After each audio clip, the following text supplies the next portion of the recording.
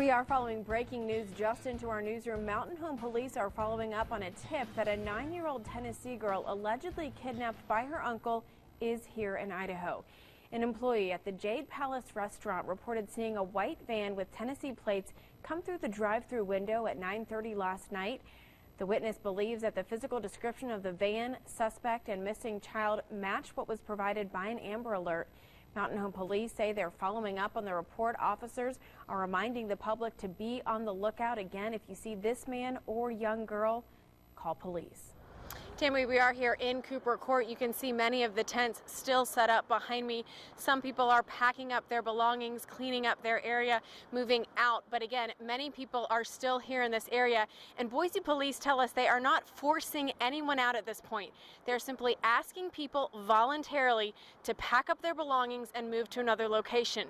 Again, that temporary shelter being offered at Fort Boise. They tell us so far about a handful of people have been processed, again, voluntarily across the street where some tents are set up and then bused over to that Fort Boise area. But again, right now they say this is being done on a voluntary basis. They tell us so far no arrests have been made. They are simply trying to encourage everyone living here at Cooper Court to find somewhere else to go. Again, offering all of those services at Fort Boise at that temporary shelter. We want to go ahead and bring in Dan Brown now. He's one of the people who's been living in this area. Dan, tell us your reaction to what's happening here today. We have mixed feelings right now about everything. Karen, an emotional day for the Abedini family.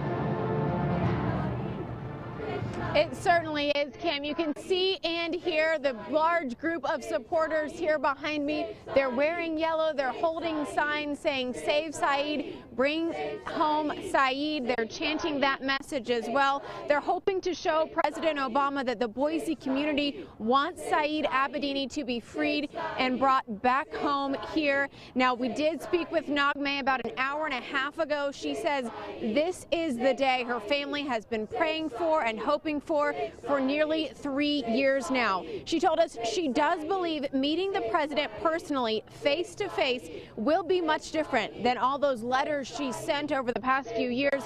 When we asked what she will say to the president, what her plan is, she told us she's going to use a line her 6-year-old son Jacob gave her last night. He said simply, "Please bring Daddy home."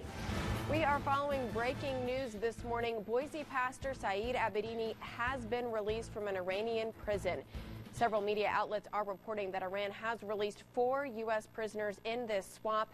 We also talked with his wife, Naghmeh Abedini, on the phone this morning. She talked directly to Dee Sarton and confirmed again that her husband has been released. Now, Iran's semi-official Fars news agency is reporting the release as part of a prisoner swap deal in which the United States reportedly freed 6 Iranian Americans held on charges related to sanctions against Iran. The Washington Post is reporting that the reporter Jason Rezaian is one of the 4 released as well. Again, Naghmeh Abedini speaking on the phone this morning with our Dee Sarton, telling us that her husband, Pastor Saeed Abedini, has been released from an Iranian prison.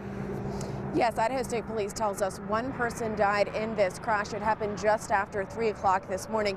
You can see what's left of this semi here in the median where it ended up. And you can see it looks like it went down into this creek that's running just under the interstate. Obviously, investigators here still on scene trying to figure out what caused the crash.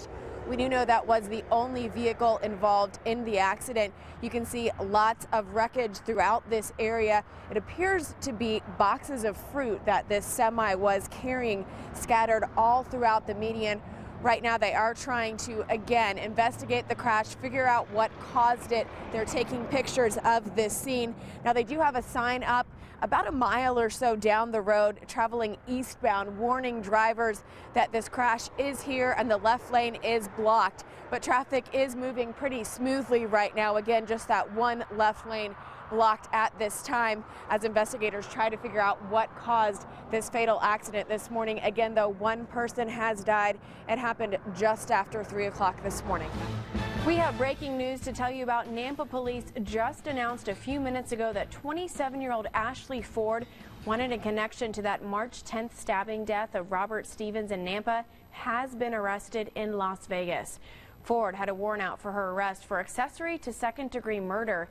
She was said to be traveling with 32-year-old James Mancuso, who is still a wanted suspect in this case. Ford was arrested Tuesday evening, according to authorities. The Ada County Sheriff's Office just confirmed that this was a deputy-involved shooting and one person has died. They tell us the victim is not one of the two Ada County Sheriff's deputies involved in this shooting.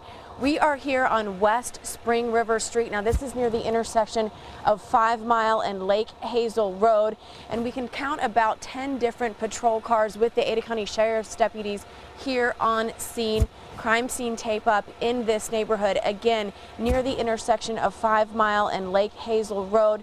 We are working to get more information as we can. We will pass that along to you, but we have confirmed that one person has died in a deputy-involved shooting here on West Spring River Street.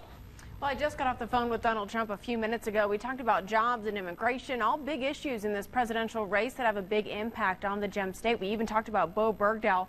Now, Trump says he has connections to Idaho. He says he's been here before and plans to come back soon. I also asked him how big of a role Idaho plays in today's election.